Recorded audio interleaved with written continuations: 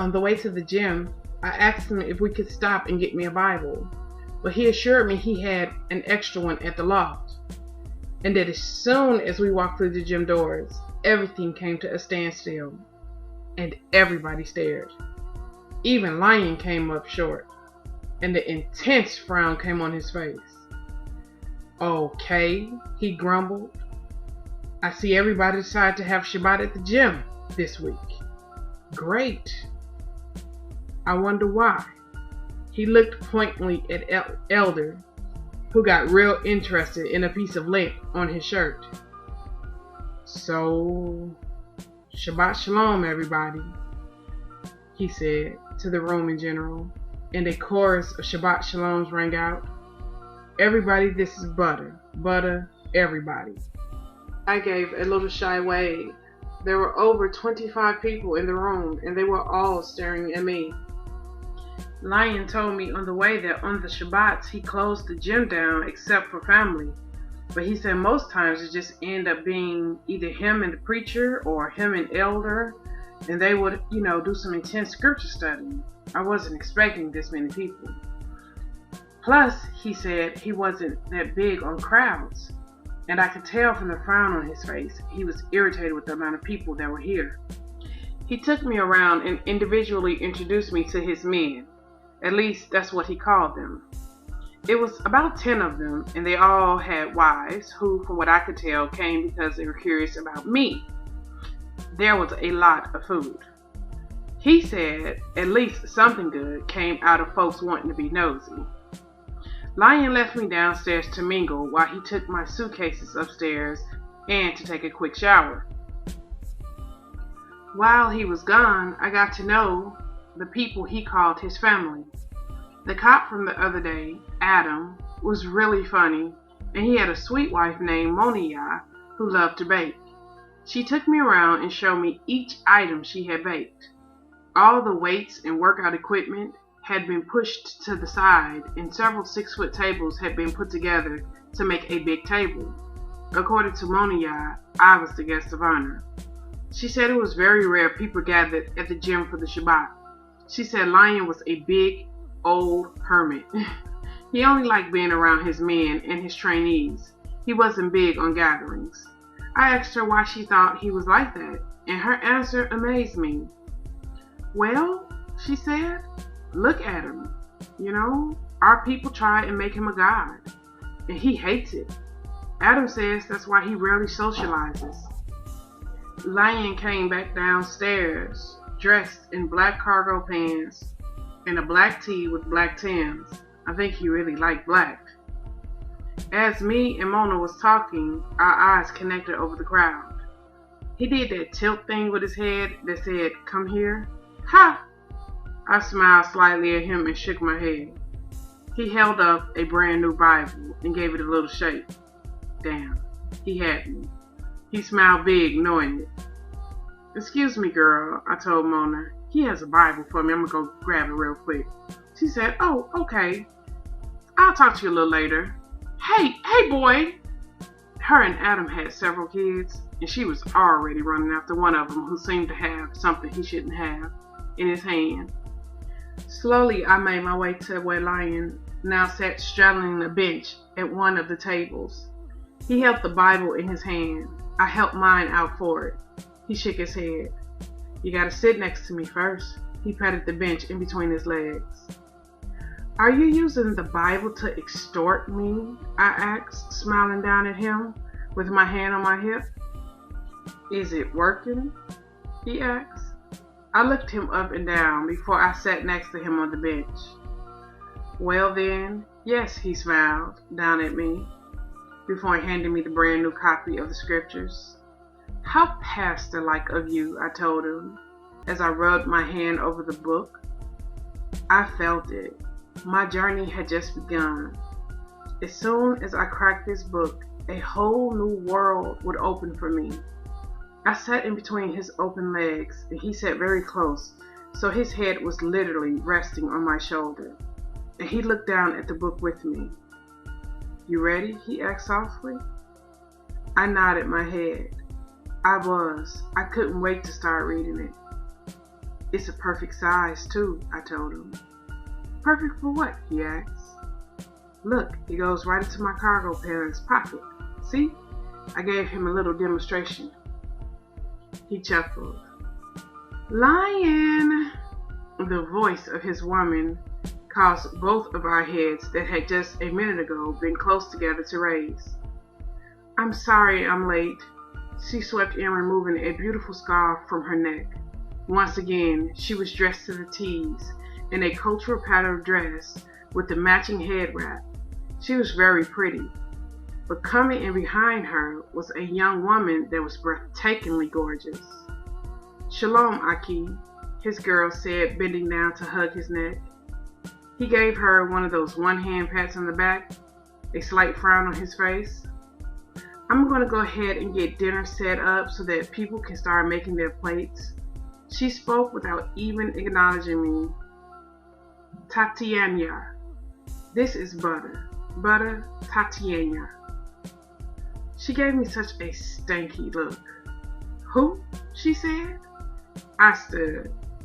Nobody. I was just leaving. I was going back to my seat over there. I pointed across the room. Oh yeah, I almost forgot. Lion, Master, can I have permission to return to my seat? I projected my voice so that everybody heard me. Tatiana's mouth fell open. Lion's face registered an amused shock. I looked around and was pleased to see I had everybody's attention. Then I put on a show worthy of a Grammy. It's just that he says I have to have permission from him to go anywhere. So I just want to do what he requested.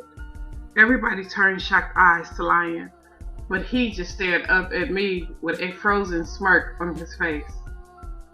Is that what you had in mind? I asked him softly, so only the three of us heard, before I turned and made my way to a seat way down on the other end of the table. Lion watched me the whole time, and that little smirk was still on his face. With my eyes, I told him, check and mate. I sat back and took in the room. Lion was not very sociable. In fact, nobody approached him but those he called his men and brothers, and the beautiful girl that came in with Miss Thang over there. And when I say beautiful, I mean extraordinary so. She was one of those real bubbly people, pretty from the inside out. No rotary lines. Everything had been handed to her on a silver platter. I think I was hating on her, because Elder actually caught me frowning at her. Why are you frowning, Bob? He asked, taking a seat next to me. I think Lion's girlfriend wants to kill me, I told him. Who? He asked. His girlfriend. I pointed to Miss Thang, who was now instructing people to go ahead and make their plates. A real hostess with the mostest. Ah, Tatiana. Yeah, she do have some ways about her. Who you telling? I told him. And what about Miss Princess there? I pointed to the girl that came in behind her. Sophia? She is a princess indeed. But I never met a person that didn't like her. She's a healer, you know. She doesn't break things, she fixes them. Speaking of which, I need to speak to her about a cream she made me for my aching hands. He patted my lap and stood before turning to me. Give her a chance, Butta. I promise you'll like her. Great. Miss Perfect was a healer as well.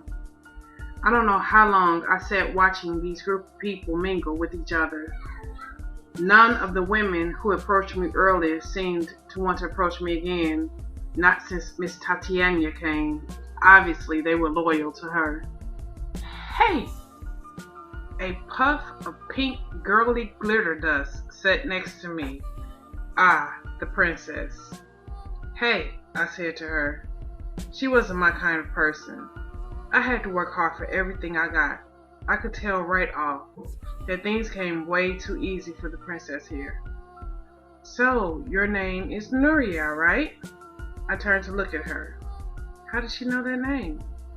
Elder told me all about you. Oh, yeah, well, nobody told me about you. I know I was being unnecessarily nasty, but I couldn't seem to control my jealousy of this girl. She was just that beautiful. Well, she said, just as bubbly as before, my name is Safia. I'm 18. I was homeschooled by my mommy and daddy, but I'm thinking I'm ready to branch out on my own a little. Maybe pick up some college courses. And boy, when you turned Miss Safia on, there was no turning her off.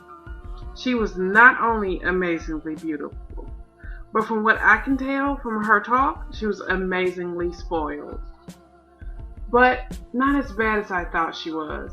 In fact, it was real hard not to like her. She just made you feel good. The more I talked to her, the more I liked her. She was like a little puppy that just wanted to make people happy. Elders say you're good at growing things, which is great because I'm good at working with plants and herbs. However, I'm a brown thumb. I am not a green thumb. So we can be partners and then best friends.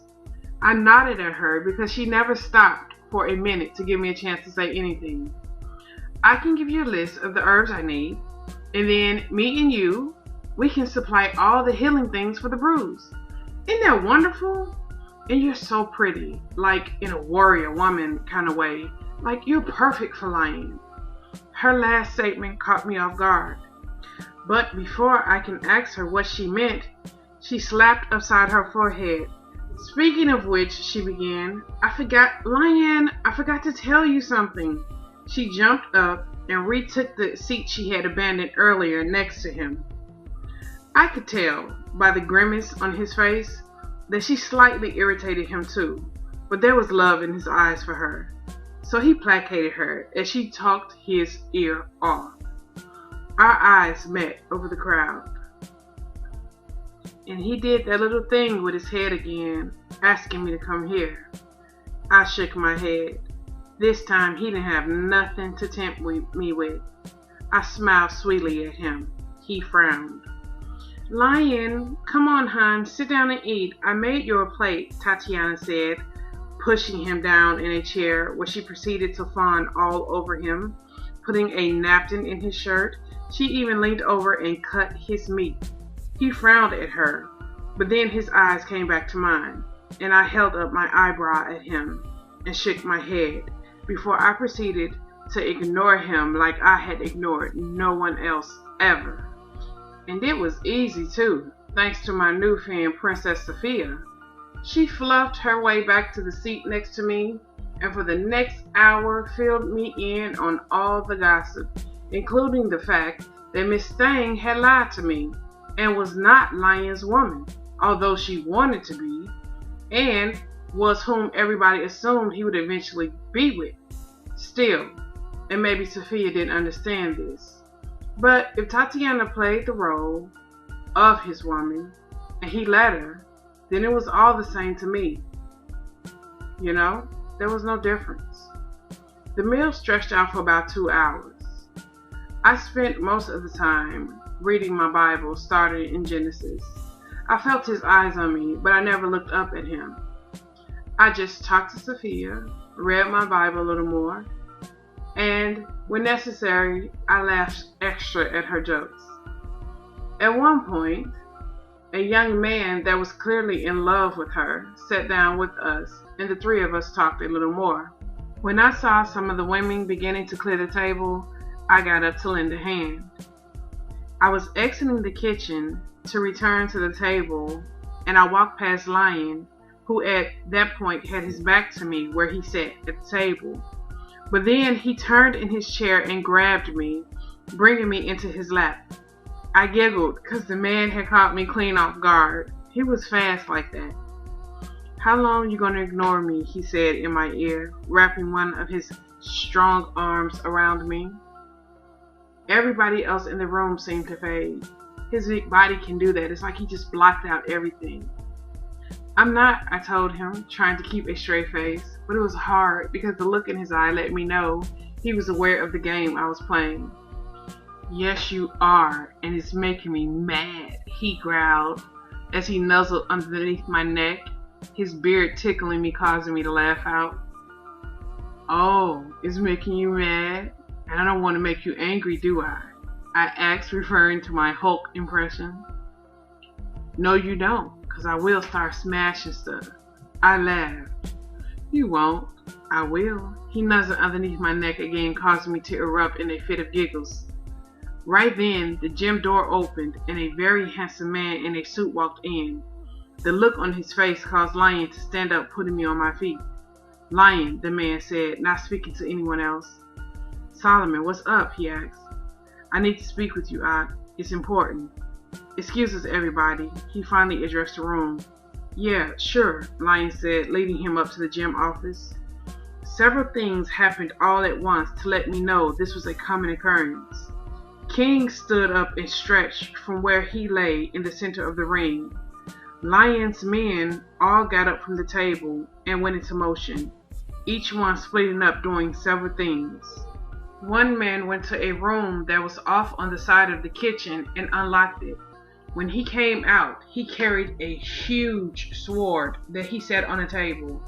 Then he went back in and got some guns, big ones, small ones. The room must have been some kind of weapons room. I bet that staff was in there. When he finished, he put a lock on the door. Damn, I needed a key. The computer guy Lion had introduced me to, what was his name? I think Lion called him Max or Tax. I was normally better with names, but he had introduced me to several people and I was having a hard time keeping up. Anyway, Max, or Mouse, that's what it was, yeah. Mouse opened up several laptops in front of him and he began to furiously type at the keys. Big Ak began giving the other men orders. The women began clearing the tables, breaking everything down. In the front door walked the mysterious one they called Preacher. Where did he just come from? "What's going on?" I asked Sophia, trying to be heard over all the confusion. "Girl, they getting ready to go to battle," she said. "Battle?" I cried, a bad feeling shooting up my spine. She nodded. "Come on, Sophia, if you want to ride home," Tatiana said, with a big attitude from where she was gathering her things by the door. I noticed the other men were sending their wives home as well. "Tatiana, can I catch a ride home with you?" Elder asked. She exhaled. Yeah, why not? She was in a real funk. I guess if I was her, I would be mad too. 'Cause Lion had pulled me in his lap in front of everybody. The man was so unpredictable, but he had made one thing clear with his action. I was his. "Yeah, Nuria, battle. Pray for them." Sophia stood and began to collect her stuff. "Why, Sophia? Who are they going to fight?" "Demons," she said, and then turned and headed for the door. I must have heard her wrong. I blinked. "Who?" I yelled after her. She turned with a grave expression on her face. She looked me straight in the eye. "Demons, Okoti. Pray for them. They go and fight demons." Then she was gone out the door. I didn't understand why everybody was rushing to leave. "Elder," I grabbed his arm as he gathered his things. "It's okay, Bott," he said. "He'll be okay. He fights with a power that cannot be defeated. Try to relax. Go upstairs, run yourself a bath. The men will lock up when they leave. And don't worry, this is a safe place." He laughed to himself. "The safest place in the city, in fact." "Elder, wait, I don't understand," I cried. "I'll call you, Bott, tonight, don't worry." Right then, a loud sound penetrated the gym. I put my hands to my ears. The one they called Preacher was blowing a huge ram's horn. The sound was ricocheting in the gym loudly. And suddenly, King let out a mighty roar. What was happening? I stood in the center of the gym confused. The men ran to and fro, preparing for battle. King's roar filled the gym again. It was angry. It was majestic. It was strong. It was like something I never heard. Then, walking calmly down the stairs, was Lion. He was pulling some kind of leather bands on his wrists. But he was different. It was Lion, but it wasn't. He looked up and a light came out of his eyes that caused my knees to give out. He looked around at each of us without seeing us. I sank to the floor. Without speaking to anybody, he walked to the table and put that huge sword on his back. "Come on, Butta. You gotta go upstairs now," Big Ox said, lifting me off the floor. I couldn't walk. I couldn't talk. I couldn't do anything but stare at Lion. He didn't acknowledge me. He didn't even look my way. Something else inhabited Lion's body right now. Something that caused a startling light to come from his eyes. Big Ox carried me upstairs and put me on the couch before he ran back out, shutting the door behind him. I heard their horn again. Then the sound of drums penetrated through the floor. And then I heard the scariest thing I ever would hear. And that was the roar. And it was not King's. In fact, it sounded a lot like the roar that Lion had did the night I had broke in this place. Only louder, fiercer. I put my hand in my mouth so that I didn't yell. I was so afraid that I stayed glued to the couch in the exact spot Big Ox had put me. I stayed there well after the men had left. I stayed there after the sun had went down and the moon was high. At some point, I pulled the Bible out of my pocket and I began to read. And the sound of the phone ringing made me jump and cry out. Quickly, I scrambled to get it. "Hello?" I said in a small voice, almost too afraid to answer. "How you holding up, Bot?" "Not good, Elder. What is happening? What is Lion?" "Oh, Bot, Lion is a man. Nothing more, nothing less. But," he paused, "he's also a vessel for Yah's power." "What? I don't understand." "Sure you do. You've read about it in your Bible." He chuckled. "There's a difference in reading about it and seeing it with one's own eyes, ain't it?" "You can say that again," I told him. I was in the book of Exodus, and I had read in chapter 34 about how Moses would be so radiant that the children of Israel would fear his appearance. So much so, he had to wrap his face to appear before them.